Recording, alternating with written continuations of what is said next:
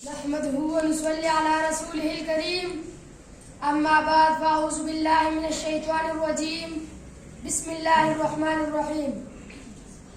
جناب صدر محفل، معزز مہمانان گرامی، محترم اساتذہ کرام اور میرے ہم سفر ساتھیو، السلام علیکم۔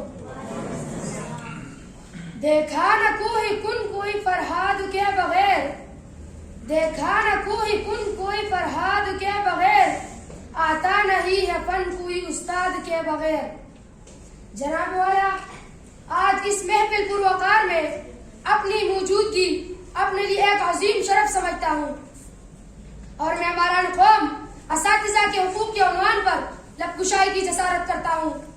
سامعین گرامی، اگر وقت اجازت دیتا تو بندہ آپ کے سامنے استاد کے حقوق سے پہلے استاد کی اہمیت اور مقام پر سیر حاصل بحث کرتا، لیکن وقت کی کمی کی بنا پر صرف محمود غزنوی کی اس بے مثال قول پر اکتفا کرتا ہوں کہ اگر ایک استاد زندہ رہے تو 100 محمود پیدا کر سکتے ہیں، لیکن اگر 100 محمود زندہ رہے تو ایک استاد پیدا نہیں کر سکتا۔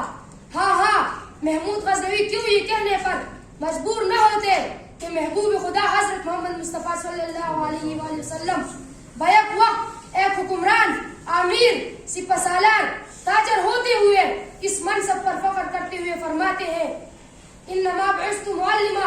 جناب والا، مڑتا ہو بحث طرف عنوان کی طرف، قوموں کی ترقی و عروج کے حوالے سے علم کو بنیادی حیثیت ہی حاصل ہے۔ ارشاد ربانی کا مفہوم ہے، جس کو دانائی ملی بے شک اس کو بڑی نعمت ملی، اور علم کا سرچشمہ استاد محترم ہی ہے۔ استاد کی حیثیت روحانی باپ کی ہے، اس کا حق اپنے شاگردوں پر اتنا ہی ہے جتنا باپ کا اولاد پر۔ ہم سفر ساتھیوں، ہر عظیم انسان کے دل میں اپنے اساتذہ کے احترام کے بے پایہ جذبات ہوتے ہیں۔ اساتذہ ہدایت عزت و تحسین ہے۔ ماں باپ اگر ہمیں دنیا میں لاتے ہیں تو اساتذہ اچھی زندگی کا ڈھنگ سکھاتے ہیں۔ انسان جس سے بھی کچھ سیکھے اس کا احترام فرض ہے۔ اگر شاگرد استاد کا احترام نہیں کرتا تو وہ بد نصیب ہے۔ حضرت علی رضی اللہ تعالیٰ عنہ کے قول کا مفہوم ہے کہ استاد ایک درخت کی مانند ہے جس سے کسی بھی وقت فیض حاصل کیا جا سکتا ہے، اس لیے استاد کو وہ مقام دینا چاہیے جتنا وہ ہمیں دیتا ہے۔ امام ابو حنیفہ رحمۃ اللہ علیہ فرماتے ہیں کہ میں نے کبھی اپنے استاد کی گھر کی طرف پاؤں نہیں پھیلائے، اگرچہ آپ کے گھر اور میرے گھر کے درمیان 7 گلیاں تھی۔ استاد کے سامنے ضرورت کے بغیر بات کرنا بھی بے ادبی کے زمرے میں آتا ہے۔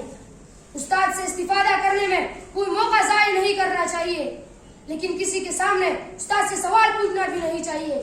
جناب والا، استاد چونکہ میں ہماری شاگرد نہیں بلکہ میں ہماری قوم ہے، تو اس سے یہ ثابت ہوتا ہے کہ استاد کا احترام صرف شاگرد پر نہیں بلکہ پورے معاشرے پر فرض ہے۔ اللہ تعالیٰ سے دست بدعا ہوں کہ مجھے اور آپ کو استاد کے حقوق صحیح طریقے سے ادا کرنے کی توفیق عطا فرمائے۔ آمین والسلام۔